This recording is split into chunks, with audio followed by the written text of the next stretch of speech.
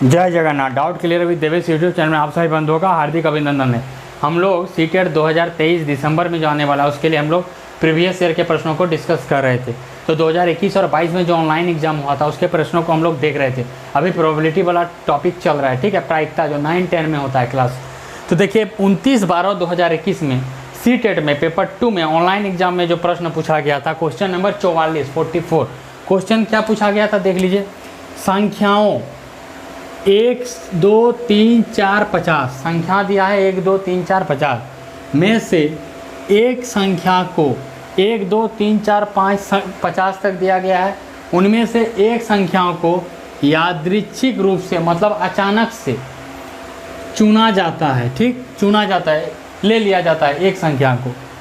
इसके एक अभाज्य संख्या होने की प्रायिकता क्या है। 1 से 50 तक संख्या यहाँ पर है, उसमें एक संख्या को चुन लिया जाता है और बोलता वो संख्या अभाज्य संख्या हो, उसकी क्या प्रायिकता है। तो सबसे पहले हम लोग देख लेते हैं अभाज्य संख्या किसे कहते हैं। ये जो संख्या है इसको लिख दिए क्वेश्चन में जो दिया गया है 1 से लेकर 50 तक। तो 1 से लेकर 50 तक अभाज्य संख्या कितनी होती है इसको समझ लेते हैं। पिछले वीडियो में भी बताया था अभाज्य संख्या किसे कहते हैं। तो अभाज्य संख्या वैसी संख्या होती है जो 1 से कटती है और स्वयं खुद से कटती है। मतलब ऐसी संख्याएं जो 1 से पूरी विभाजित हो जाती है और स्वयं उस संख्या से कटती है जो संख्या होगा। जैसे 7 है तो 7 1 से पूरा कट जाता है और 7 खुद 7 से कट जाता है पूरा। बाद बाकी दुनिया में कोई भी नंबर से 7 नहीं कटेगा और पूरा, ठीक है, पूरा नहीं कटेगा। तो 7 एक इसलिए अभाज्य संख्या है क्योंकि ये 1 से पूरा कटता है और स्वयं से कट जाता है, खुद से कटता है, ठीक है, और वो खुद से कटेगा, ठीक है। 2 ही इसका कंडीशन है। तो यहाँ पर एक एग्जांपल लिए हैं, देखिए 7 1 से कट रहा है, 7 यहाँ पर देख सकते हैं पूरा कट गया, 0 शेष बच गया। और 7 से खुद से कट रहा है तो यहाँ भी शेष 0 बच गया और ये किसी से नहीं कटेगा, इसीलिए ये एक अभाज्य संख्या हो गया। एक चीज़ ध्यान रखिएगा, 0 और 1 अभाज्य संख्या नहीं होती है। अभाज्य संख्या शुरू 2 से होती है क्योंकि 0 और 1 अपवाद में आता है, यह अभाज्य संख्या नहीं होती है, ठीक है। तो देखिए अभाज्य संख्या 1 से 50 तक में 1 तो नहीं होगा, 2 से स्टार्टिंग होगा तो 2 लिखे हैं। 3 होगा क्या कि 3 1 से भी कटता है, स्वयं से कटता है और किसी से नहीं कटता है। 5 भी होगा, 5 भी 1 से कटता है, स्वयं से कटता है, बाद बाकी किसी से नहीं कटता है।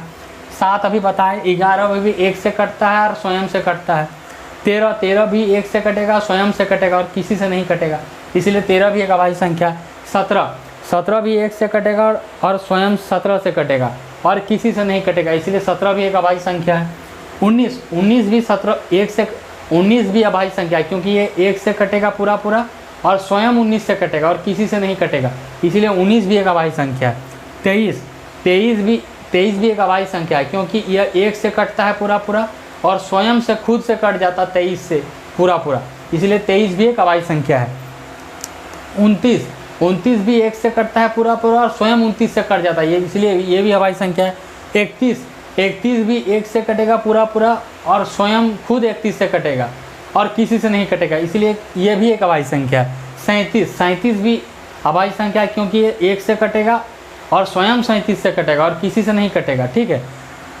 41 भी 1 से कटेगा और केवल 41 स्वयं से कटेगा और किसी से नहीं कटेगा, इसलिए 41 भी एक अभाज्य संख्या है।